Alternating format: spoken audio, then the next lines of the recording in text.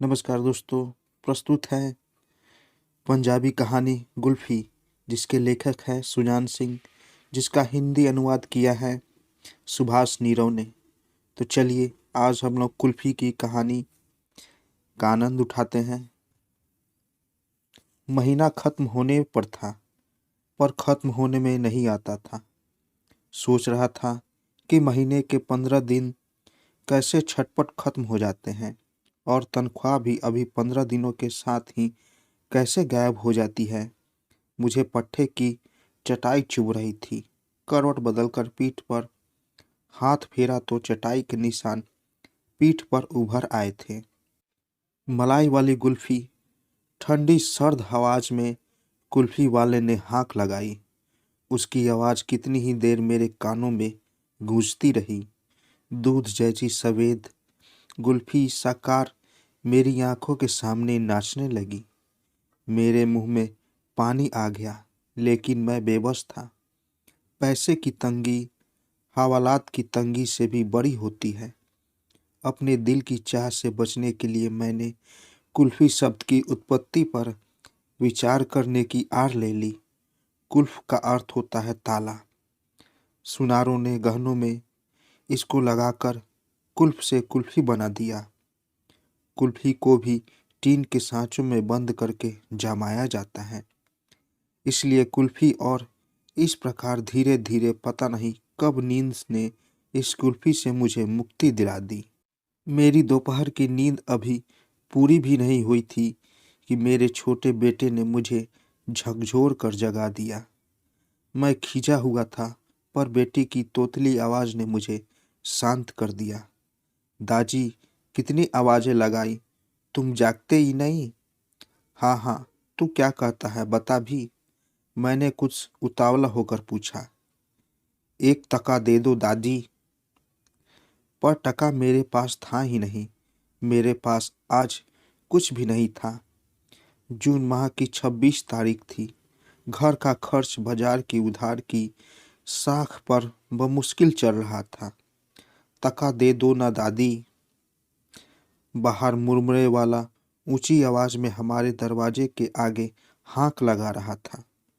कोई उत्तर सोचने की खातिर समय निकालने के लिए मैंने कहा, काका, तू टके क्या करेगा?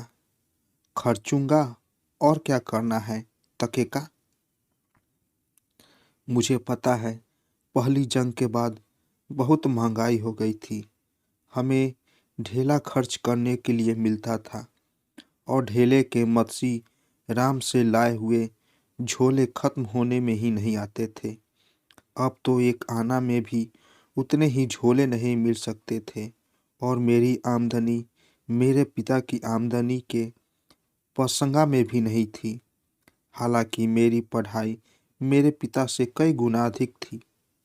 मैं दुनिया की आर्थिक स्थिति और इस स्थिति को बनाए रखने वाले धन कुबेर पर विचार करने लगा। बाहर से पुनः मुरमुरे छोले की हाँक गूंजी, और साथ ही बेटे ने कहा, टका दे भी दो ना, टका खराब होता है।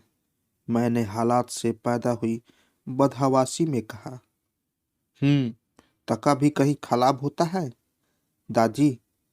टके का मुलमुला आता है, मुरमुरा खराब होता है, मैंने कहा। और बाकी की बात अभी मेरे मुंह में ही थी कि बेटे ने कहा, मुलमुला तो मीठा होता है। इस दलील का मेरे पास कोई उत्तर नहीं था। मैं भी मीठे का लोभी हूँ, पर फिर भी मैंने अपनी कोरी होशियारी जताते हुए कहा, मुरमुरे से खांसी लग जाती है बच्चू। तुम टका दे दो, मुझे नहीं लगती खांसी। लड़का मनचला प्रतीत होता था। टका मेरे पास नहीं था। मैंने बेटे को टालने के लिए पता नहीं क्यों उसको कह दिया, शायद बड़ा लालच देकर भुलाने के लिए। मुरमुरा गंदा होता है, हम शाम को बाजार से कुल्फी खाएंगे। मुरमुरे छोले वाला अब टल चुका था। बेटा मेरी आशा के विपरीत कुल्फी खाने के लिए मान गया था। समझा बला टली। मैंने सोचा कहीं कोई और छाबरी वाला ना आ जाए, सो मैं कपड़े पहनकर कड़कती धूप में बाहर निकल आया। और सड़कों पर समय कत्ल करता रहा। कितनी समय मैं 1 टके की मांग से बचने के लिए नष्ट करता रहा। मैंने अपने मालिक से क्यों नहीं कहता कि मेरा इतने में गुजारा नहीं होता, पर सुनेगा कौन। अकेले व्यक्ति की आवाज़ चाहे जितनी ही क्यों न ऊंची हो, कोई नहीं सुनता। जरूरतमंद इकट्ठे हो नहीं सकते, अगर हो जाए तो उन्हें इकट्ठा रहने नहीं दिया जाता, ताकि सब मिलकर मांग न करे।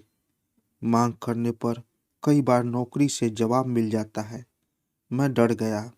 बेरोजगारी के भयानक भविष्य ने मुझे कपा दिया। कायरों की भांति मैं सदैव चुप रहा था, और अब भी चुप रहने का ही मैंने फैसला किया। शाम को यह समझकर कि बेटा जल्दी सो जाता है, मैं दबे पाँव घर पहुंचा। आवाज़ नहीं लगाई, केवल कुंडा ही खटखटाया। ऊपर से आवाज़ आई, दाजी आ रहा हूँ। और कुछ ही देर में मेरे बेटे ने आकर दरवाज़ा खोला। दाजी, कुल्फी खाने चलोगे? उसने आशा भरी आवाज़ में पूछा। ऊपर चल ऊपर, मैंने कहा। बेटा निराश होकर आगे आगे चल पड़ा। चारपाई पर बैठकर बेटे को गोद में लेकर मैंने प्यार से कहा, अब तो रात हो गई है, कुल्फी कल खाएंगे। आशा के विपरीत बेटा चुप रहा। कितनी ही देर आसमान की ओर देखता रहा, कुछ सोचता रहा। फिर बोला, दाजी, ताले यानी कि तारे, रुपए यानी कि रुपए होते हैं ना? बड़ा भाई कहता था, ताले रुपए होते हैं, तो दादी सारे रुपए हमारे कोठे पे क्यों नहीं गिर पड़ते? मैंने यह कहकर कि तारे रुपए नहीं होते, माँ ने उसके स्वर्ग को ढा दिया। वह चारपाई पर लेट गया और आसमान की ओर देखते देखते आखिर सो ही गया। दूसरे दिन मैं काम पर अपने साथियों से कुछ मांगने की कोशिश करता रहा, पर हिम्मत नहीं हो रही थी। मांगना बहुत ही कठिन काम है। मौत जितना दुख होता है मांगने में।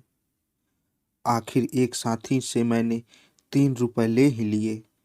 जब घर आया तो बेटा दोपहर की नींद ले रहा था। रोटी खिलाते समय पत्नी ने 3 रुपए झटक लिए।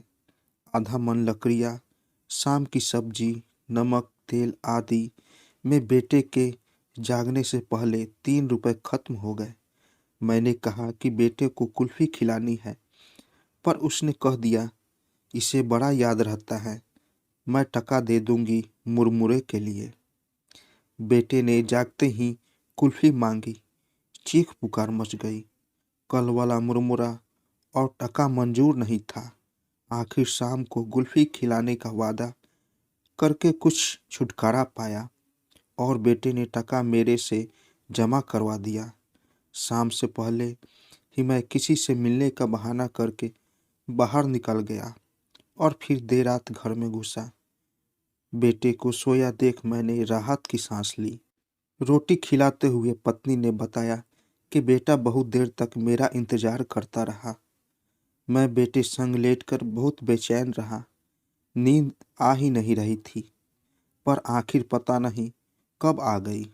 नींद तो कहते हैं कि कांटों पर भी नहीं आती। आधी रात के समय था। बेटा सोया हुआ कुछ बेचैन प्रतीत होता था। उसने 2-3 बार पेट पर टांगे मारी थी। अब उसने बाह उलटकर मेरे मुंह पर मारी। जागा तो मैं पहले ही रहा था, अब चेतन हो गया। बेटा कुछ बुदबुदाया। मेरी कुछ समझ में नहीं आया।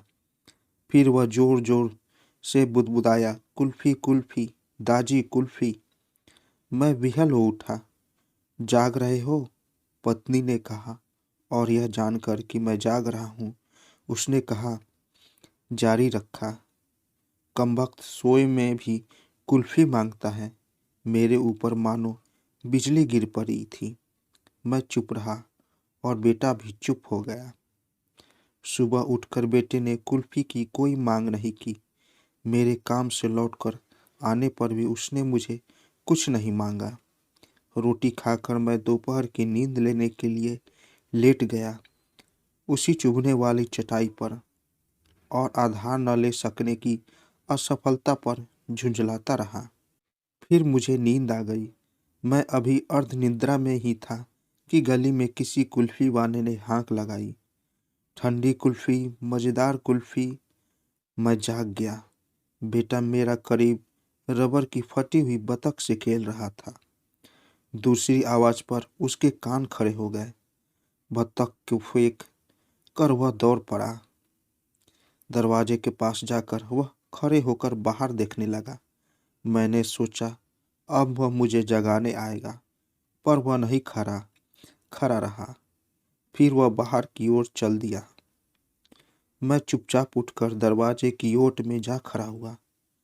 कुल्फी वाला सामने शाह जी के लड़के को कुल्फी निकाल कर देने के लिए काम में लगा था। यह लड़का गली का बलवान लड़का था और अपने से छोटे लड़कों को हमेशा पीटा करता था। यह कोई 8 बरस का था और हमारे बेटे से करीब 3 साल बड़ा था। मेरा बेटा सिपाहियों की तरह टांगे फैलाए कमर के पीछे हाथ बांधे खड़ा था। कुल्फी की तरह वह गौर से देख रहा था, लेकिन उसने कुल्फी वाले से कुल्फी नहीं मांगी थी। जैसे ही कुल्फी वाले ने शाह के लड़के के हाथ में कुल्फी की प्लेट रखी, मेरा बेटा झपट कर उस पर पड़ा। वो गिरी प्लेट, वो गई कुल्फी, फालूदा और चम्मच। नाली में गिरा शाह का लड़का। किसी विजेता की तरह मेरा बेटा उसकी ओर देखता रहा। शाह का लड़का गुस्से में उठा। कुल्फी का हुआ नुकसान और अपनी एठी जैसे उसमें नया जोश भर रही थी। जैसे ही वह उठा, मेरे बेटे ने फिर उसको ऐसी ठोकर मारी कि वह फिर मोरी में जा गिरा और चीखने चिल्लाने लगा। कुल्फी वाला बेटे की ओर चाटा मारने के लिए बढ़ा। मैंने दौड़कर बेटे को उठा लिया। कुल्फी वाले ने शाह के लड़कों को उठाया। शाहनी जो किसी का उलाहना नहीं सुनती थी, आज हमारे घर उलाहना दे ले आई। मेरे बेटे का शरीर तप रहा था। पत्नी ने कहा, आ गया कमबख्त, तू अब उलाहने भी लाने लगा। और मारने के लिए उसने चाटा उठाया। मैंने कहा, कुछ बांट पगली, कायर बाप के घर बहादुर बेटा पैदा हुआ है। तो दोस्तों, कैसी लगी कहानी? अगर कहानी आप लोगों को अच्छी लगी हो तो मेरे चैनल को ज़रूर सब्सक्राइब करें और साथ साथ बेल आइकन को भी ज़रूर दबाएं, ताकि मेरी कहानी सबसे पहले आप तक पहुंचे। तो दोस्तों, मिलते हैं एक नई कहानी के साथ एक नए वीडियो में। तब तक के लिए नमस्कार।